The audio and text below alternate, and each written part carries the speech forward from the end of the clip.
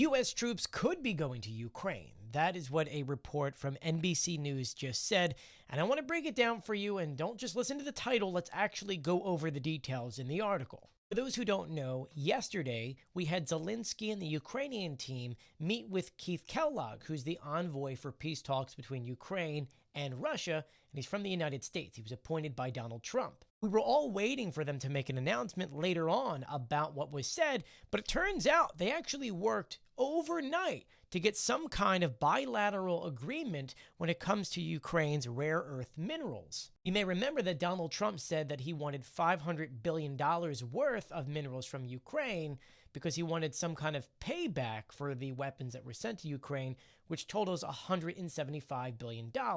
Ukraine denied that first request because there was nothing in return. It was just give us $500 billion as a payback, and then maybe we'll work out something else down the line. Ukraine went back with a different draft, and now Kellogg is going back and forth with Zelensky to figure out some kind of common ground. Ukraine wanted some kind of partnership, as if we're going to give you minerals, well, we need to get something in return. Either it be security guarantees or something so that A, Ukraine can be protected, and B, so that everyone can benefit from this. The United States needs these rare minerals, and if they get a partnership with Ukraine, they can get them at a fraction of a price that would benefit, once again, Ukraine and the United States. And so according to an NBC News report, Washington has gestured their openness to deploy American troops to guard these resources if there's a deal with Russia to end the war. This is what that would look like. Most of the areas in which Ukraine has the majority of its rare minerals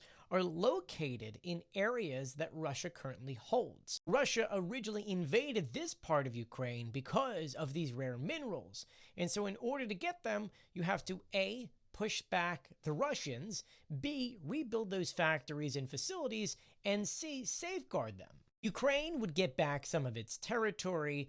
Partnerships between the United States would happen, so creating Ukrainian jobs, they would fix those factories, and then the United States would get billions and billions of dollars worth of rare minerals for a fraction of the price. So it's a win for the United States and a win for Ukraine.